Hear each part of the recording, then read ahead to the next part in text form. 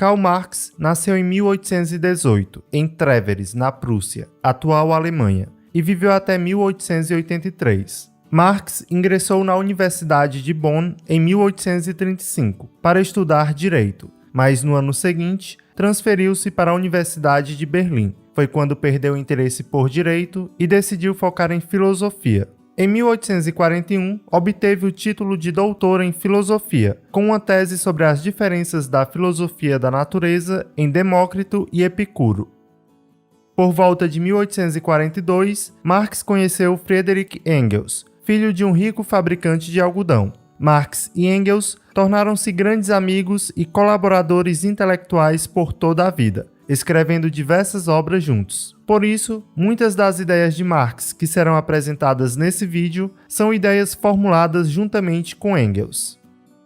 Mesmo com o título de doutor, Marx não conseguiu ingressar na carreira acadêmica e virar professor universitário. Ao invés disso, tornou-se jornalista, escrevendo artigos como colaborador para diferentes jornais. Marx passou grande parte da sua vida na pobreza e se mantinha graças à ajuda de Engels, que o enviava regularmente dinheiro para ajudá-lo a sustentar sua família e a continuar suas pesquisas e escritos. Marx e Engels se complementavam. Enquanto Marx possuía um caráter intelectual e teórico, Engels vinha de uma família rica e industrial e conhecia as condições deploráveis do meio operário e a exploração desse serviço, já que durante um período administrou uma das fábricas de seu pai na Inglaterra. As três principais fontes do pensamento de Marx foram filosofia idealista alemã, que teve como referência central o filósofo Friedrich Hegel, economia política clássica, principalmente através do economista escocês Adam Smith e do inglês David Ricardo, e o socialismo francês ou socialismo utópico, que tem entre seus principais nomes os franceses Saint-Simon e Charles Fourier e o galês Robert Owen. As obras de Marx abrangem temas como filosofia, economia política e história. Algumas de suas principais obras são Crítica da Filosofia do Direito de Hegel, A Sagrada Família, A Ideologia Alemã, Manifesto Comunista, O 18 de Brumário de Luiz Bonaparte e O Capital. Uma das influências no pensamento de Marx foi o idealismo do filósofo Friedrich Hegel, que dizia que a realidade é constituída pelas nossas ideias, pelos nossos pensamentos. Segundo Hegel, a forma de uma sociedade pensar vai mudando ao longo da história, e essa mudança do pensamento é o que produz as diferentes realidades que vemos desde o início da civilização. Para Hegel, a transformação da mentalidade, as formas de pensar, ocorre por meio da dialética, que é quando uma forma de pensar, uma tese, se opõe a outra forma de pensar, uma antítese, resultando em uma síntese que incorpora elementos das duas formas de pensar anteriores. O confronto de ideias é o motor da história e da sociedade, já que é por meio dele que o conhecimento a respeito do mundo vai se alterando, e à medida que o conhecimento se altera, o processo histórico vai sendo elaborado. Enquanto Hegel adotou o idealismo para explicar a realidade, Marx adotou o materialismo histórico-dialético, que dizia que não era o conflito de ideias que produzia a realidade, mas a mudança da realidade concreta e social que produzia as diferentes formas de pensar, ou seja, é a realidade que define a mentalidade da sociedade. Uma frase que resume bem esse pensamento de Marx é: a cabeça pensa onde os pés pisam. Resumidamente, essa realidade que Marx fala seria as relações socioeconômicas de uma sociedade. Portanto, as pessoas, em cada momento histórico, têm sua mentalidade ou forma de pensar associada ao tipo de relação socioeconômica existente naquele período ou naquela sociedade. Segundo Marx, cada momento histórico é produzido pela luta pela sobrevivência, a luta de classes. Toda sociedade é dividida principalmente em duas classes: a classe dominante, que possui poder e recursos, e a classe trabalhadora, que precisa vender seu trabalho para sobreviver. Essas duas classes estão em constante conflito, por isso o nome luta de classes. Essa luta de classes teria o seu fim quando houvesse um modo de produção que não apresentasse uma classe opressora e uma classe oprimida. Em resumo, esse modo de produção seria o comunismo. Para exemplificar a diferença entre o idealismo de Hegel e o materialismo de Marx, vamos citar a transição do feudalismo para o capitalismo. Hegel diria que essa transição ocorreu devido ao desenvolvimento gradual das ideias sobre liberdade, propriedade e direitos individuais. Já Marx diria que foi por causa do conflito de interesses entre a classe dominante, os nobres, e as classes dominadas, compostas por servos, e a emergente classe do proletariado. Vamos ver outro exemplo para entender melhor o materialismo histórico dialético. Imagine uma sociedade que está se formando agora. A primeira preocupação que as pessoas dessa sociedade teriam seria satisfazer as suas necessidades básicas, ou seja, o que iriam comer, como iriam dividir o trabalho para conseguir comida, onde iriam morar, como iriam produzir as casas, como iriam se proteger do frio, do calor, dos animais, etc. Então, o início de toda a sociedade se dá com a sua produção material, ou vida material, que seria a forma como as pessoas lidariam com as suas necessidades básicas. Vamos imaginar que essa sociedade está sendo formada perto de rios, e dessa forma sua produção é de peixes. Podemos defini-la como uma sociedade pesqueira. Logo, as casas que as pessoas construiriam seriam próximas dos rios. A alimentação provavelmente seria de peixes, o que faria as pessoas pensarem como seria o processo de pesca e como seria dividido esse trabalho. Ou seja, quem iria pescar, quem iria desenvolver as varas, quem iria cozinhar os peixes, etc. E assim se teria uma divisão do trabalho. Como essa sociedade se estruturou em torno da pesca, essa seria a sua infraestrutura. Com a infraestrutura definida, as pessoas pensariam em como a sociedade iria funcionar. Então, seria desenvolvida uma política para essa sociedade. No caso, uma política pensada na pesca. Dentro dessa política, seriam criadas leis, e essas leis seriam pensadas na pesca. As crianças dessa sociedade precisariam ser ensinadas a respeitar as leis e ensinadas a pescar. Então, seria fundada uma educação. Com essa educação, seria desenvolvida uma ética. E essa ética seria pesqueira. As pessoas dessa sociedade poderiam também fundamentar uma religião onde se rezaria para Deus dar muita fartura de peixe.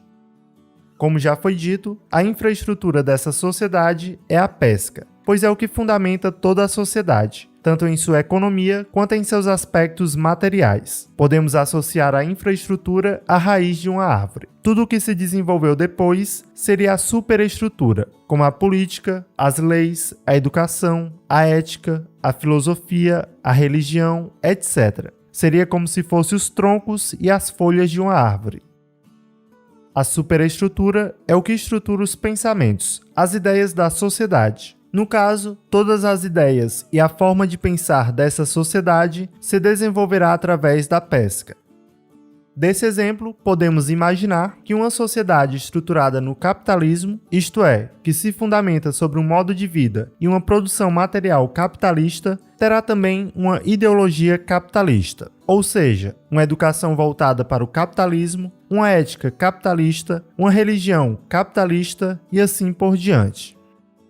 Assim, podemos compreender a ideia de materialismo histórico dialético, onde a infraestrutura, as condições materiais e as relações econômicas determinam a superestrutura, que são as ideias, a forma de pensar da sociedade. Vamos agora fazer um breve resumo de infraestrutura e superestrutura.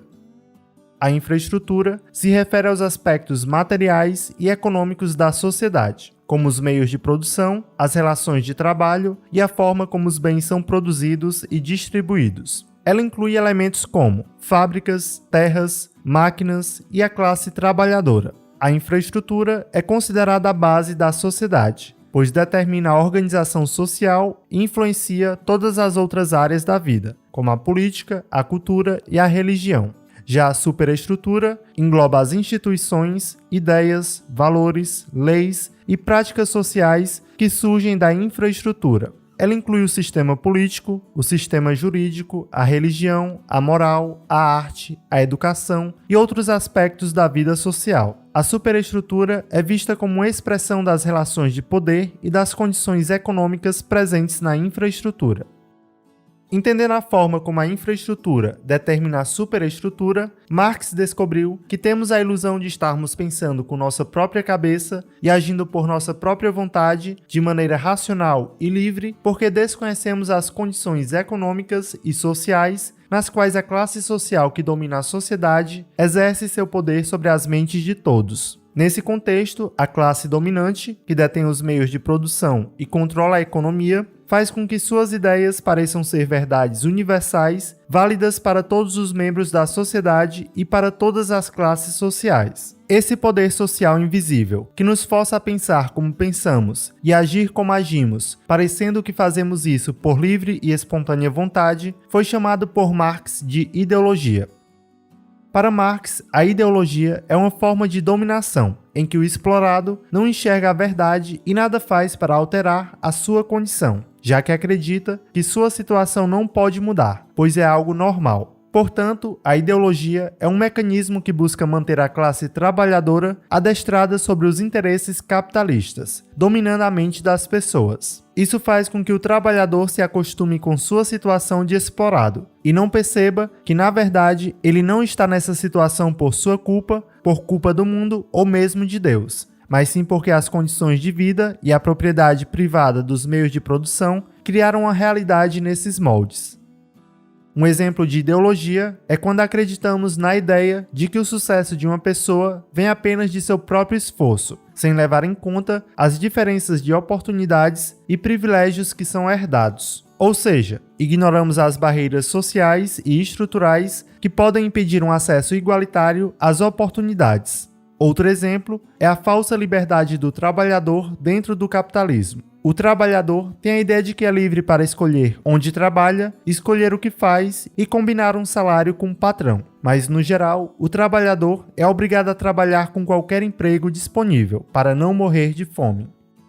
Outro conceito importante nas obras de Marx é o de alienação, o qual ele se baseou na ideia de alienação formulada pelo filósofo Feuerbach. Feuerbach estudou como as religiões se formam e por que os seres humanos sentem a necessidade de explicar a origem e a finalidade do mundo. Feuerbach descobriu que os humanos tendem a projetar para fora de si um ser superior, dotado de qualidades que são consideradas as melhores, como inteligência, bondade, justiça e beleza. No entanto, essas qualidades são exageradas nesse ser supremo. Ele é visto como conhecedor de tudo e capaz de fazer tudo. Com o tempo, as pessoas esquecem que criaram esse ser e passam a acreditar que foi ele quem as criou e as governa. Elas começam a adorá-lo, cultuá-lo e temê-lo. Para Feuerbach, quando as pessoas não se reconhecem no ser que elas mesmas criaram, elas se alienam. Marx amplia essa análise para abranger a alienação nas relações sociais e econômicas, especialmente no contexto do trabalho. Para Marx, a alienação é uma consequência do sistema capitalista, no qual os trabalhadores são explorados e privados do controle sobre sua própria produção e dos benefícios resultantes dela. Marx dizia que os humanos ignoram que são os criadores da sociedade, da política, da cultura e agentes da história, e acabam acreditando que a sociedade foi instituída por vontade e obra dos deuses, ou pela força cega das leis da natureza, em vez de perceberem que são eles próprios que, em condições históricas determinadas, criam as instituições sociais, como família, relações de produção e de trabalho, relações de troca, linguagem oral, linguagem escrita, escola, religião, artes, ciências, filosofia, etc. E as instituições políticas, como leis, direitos, deveres, tribunais, Estado, exército, impostos, etc. A alienação ocorre em diferentes níveis. Primeiro, os trabalhadores são separados dos meios de produção, como fábricas e máquinas, que pertencem aos proprietários capitalistas. Isso significa que os trabalhadores não têm controle sobre as condições de trabalho ou sobre o que é produzido, apenas têm a falsa impressão de que controlam essas coisas. Além disso, os trabalhadores também são alienados do processo de trabalho em si. Principalmente na época de Marx, os donos de fábricas dividiam o processo de produção em pequenas tarefas para cada trabalhador. Com isso, podiam produzir mais, já que cada trabalhador se especializaria em um trabalho específico na linha de produção. Contudo, isso tornou a vida dos trabalhadores ainda mais entediante, pois eram forçados a realizar ações repetitivas o tempo todo. Os trabalhadores não viam todo o processo de produção, e em vez de serem criativos, eles ficavam esgotados e transformavam-se em engrenagens de uma peça gigantesca do maquinário que só existia para fazer os proprietários enriquecerem ainda mais. É como se eles de fato não fossem humanos, mas apenas estômagos que precisavam ser alimentados para manter a linha de produção em andamento, e os capitalistas ganhando mais lucro. Outra forma de alienação é a separação dos trabalhadores dos produtos que eles criam. Após produzirem algo, os trabalhadores não têm propriedade sobre o que foi produzido. Os produtos são vendidos pelos capitalistas, que obtêm lucro com o trabalho dos trabalhadores, enquanto estes recebem apenas um salário limitado. O trabalhador olha os preços e sabe que não poderá adquirir quase nada do que está exposto no mercado, mas não lhe passa pela cabeça que foi ele, não enquanto indivíduo, mas sim como classe social, quem produziu tudo aquilo com o seu trabalho, e que não pode ter os produtos porque o preço deles é muito mais alto do que o seu salário. No geral, o trabalhador não consegue desfrutar dos benefícios de sua própria atividade, pois a meta é produzir para satisfazer as necessidades do mercado, e não propriamente do trabalhador. Fabricam-se, por exemplo, coisas maravilhosas para uma elite econômica, enquanto aqueles que as produzem vivem uma vida modesta ou miserável. Segundo Marx, no sistema capitalista, as mercadorias não são apenas objetos físicos com valor de uso e troca, mas também adquirem uma dimensão social e simbólica que oculta as relações de exploração. Marx chamou isso de fetichismo da mercadoria. Ele observou que as pessoas tendem a atribuir características místicas ou sobrenaturais às mercadorias, como se elas tivessem um valor específico que vai além do trabalho humano envolvido em sua produção. Essa mística em torno das mercadorias leva as pessoas a verem elas como entidades autônomas, com poderes mágicos para satisfazer seus desejos e necessidades. O valor de uso das mercadorias é frequentemente ofuscado por seu valor de troca, ou seja, sua capacidade de serem vendidas e trocadas por dinheiro. Por exemplo, no capitalismo, algumas marcas de roupas, geralmente as roupas de grife, adquirem um status social elevado, e as pessoas atribuem um valor simbólico especial a essas mercadorias. Mesmo que o valor de uso de uma peça de roupa seja simplesmente vestir e cobrir o corpo, o fetichismo da mercadoria faz com que as pessoas vejam uma determinada peça de roupa de uma determinada marca como um símbolo de status, prestígio e sucesso. Marx argumentava que o capitalismo, inevitavelmente, levaria à desigualdade social, alienação e crises econômicas, pois é um sistema econômico onde os meios de produção, como fábricas e terras, são de propriedade privada, e era baseado na exploração da classe trabalhadora pela classe capitalista, a burguesia. Essa exploração pode ser vista, por exemplo, por meio da mais-valia, que é a diferença entre o valor que os trabalhadores produzem e o valor que eles recebem como salário. No sistema capitalista, os empregadores exploram essa diferença, obtendo lucro ao pagar menos aos trabalhadores do que o valor que eles geram com seu trabalho. Assim, os trabalhadores vendem seu trabalho por salários, enquanto os capitalistas detêm os meios de produção e lucram com o trabalho dos trabalhadores. Essa relação impede que os seres humanos atinjam seu potencial e transforma o trabalho em algo doloroso, em vez de um tipo de atividade compensadora. Segundo Marx, a solução para esses problemas seria acabar com o capitalismo e implantar o comunismo. O socialismo seria a etapa intermediária entre o capitalismo e o comunismo. Para Marx, no socialismo, os meios de produção passariam da propriedade privada para a propriedade coletiva ou estatal. Marx defendia a ideia de que a classe trabalhadora, que é a maioria da população, deveria controlar os meios de produção e planejar a economia de forma coletiva. No socialismo, Marx esperava que as desigualdades sociais diminuíssem e os trabalhadores tivessem mais controle sobre suas vidas e trabalho. Já o comunismo seria uma sociedade ideal e sem classes. Marx via o comunismo como o estágio final da evolução social, onde a propriedade privada seria abolida e os meios de produção seriam controlados de forma coletiva. No comunismo, Marx previa a igualdade social, a ausência de exploração e a plena realização do potencial humano. Ele acreditava que, sob o comunismo, as pessoas contribuiriam de acordo com suas habilidades e receberiam de acordo com suas necessidades. A forma para se chegar ao comunismo seria por meio de uma revolução, ou seja, envolveria violência, pois seria improvável que a burguesia abrisse mão de suas riquezas sem lutar. As ideias de Marx inspiraram revoluções reais em diversos lugares, como na Rússia em 1917, que passou a se chamar União Soviética, e em outros lugares. Infelizmente, a maioria dos países comunistas criados no século XX provaram-se opressores, ineficientes e corruptos. O comunismo marxista se transformou em uma justificativa ideológica para ditaduras sanguinárias, que acabaram com as liberdades sem proporcionar justiça e desenvolvimento social de fato.